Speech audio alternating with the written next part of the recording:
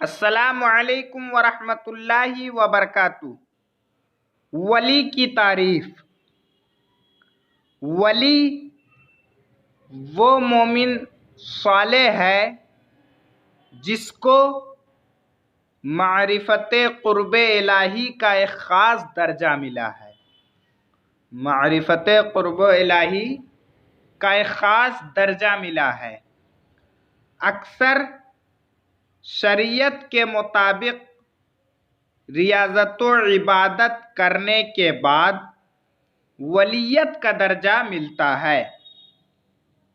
अक्सर शरीयत के मुताबिक रियाज़त व इबादत करने के बाद विलायत का दर्जा मिलता है और कभी इब्तिदा व रियाज़त व मुजाहिदा के भी मिल जाता है।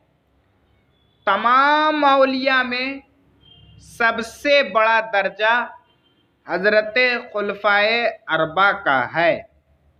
तमाम औलिया में से सबसे बड़ा दर्जा हज़रत खुलफ़ाए अरबा का है। औलिया हर ज़माने में होते हैं और क़यामत तक होते रहेंगे, लेकिन उनका पहचानना आसान नहीं। हज़रत औलिया को अल्लाह ताला ने बड़ी ताकत दी है।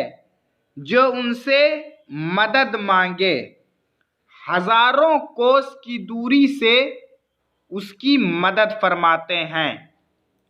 हज़ारों कोस की दूरी से उनकी मदद फरमाते हैं। औलिया अल्लाह का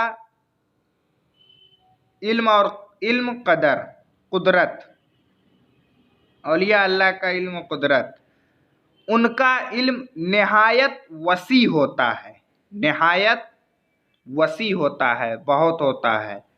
हत्ता कि बाज़ों को माकाना वमा यकूनु व लौहे महफूज पर इत्तला देते हैं। मरने के बाद उनके कमालात और कुव्वतें और बढ़ जाती हैं। उनके मज़ार की हाज़िरी फैज़ो सआदत व बरकत का सबब है। उनको ईसाले सवाब मुस्तहब और बाइसे बरकत है। औलियाए कराम का उर्स यानी हर साल विसाल के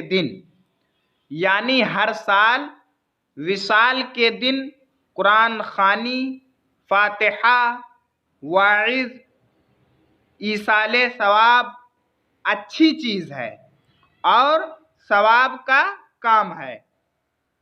रहे नाजायज़ काम जैसे नाच, रंग, खेल, तमाशा, तो वो हर हालात में मज़मूम और मिजाज़े तय्यबा के पास और ज़्यादा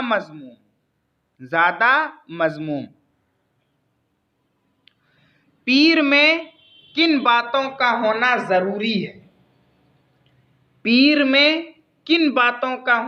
ज़रूरी है? चूँकि औलिया के सिलसिला में दाखिल होना, उनका मुरीदो मुअतक़िद होना दोनों जहान की भलाई और बरकत का ज़रिया है।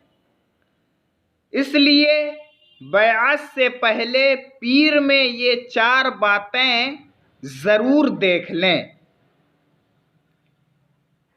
सुन्नी सहीहुल अक़ीदा हो, वरना ईमान भी हाथ से जाएगा।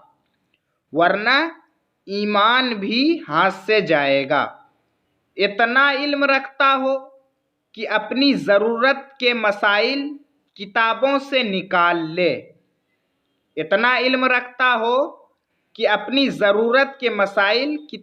निकाल ले। नहीं तो हराम व हलाल, जायज़ नाजायज़ का फ़र्क न कर सके, फासिक मुअलिन न हो कि फासिक की तौहीन वाजिब है और पीर की ताज़ीम ज़रूरी है, उसका सिलसिला पीर की ताज़ीम ज़रूरी है, उसका सिलसिला नबी करीम सल्लल्लाहु अलैहि वसल्लम तक मुत्तसिल हो, उसका सिलसिला नबी करीम सल्लल्लाहु ताला अलैहि वसल्लम तक मुत्तसिल हो, वरना ऊपर से फैज़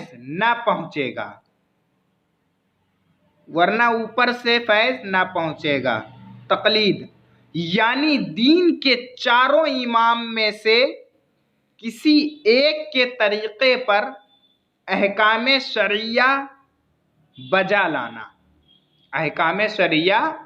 लाना, मसलन इमाम आज़म अबू हनीफ़ा या इमाम मालिक या इमाम शाफ़िई या इमाम अहमद बिन हम्बल रहमतुल्लाह अलैहिम के तौर पर नमाज, रोज़ा, हज, ज़कात वग़ैरह अदा करना किसी एक इमाम की पैरवी वाजिब है। इन चारों में से किसी एक की इमाम पैरवी वाजिब है, उसकी तक़लीद शख़्सी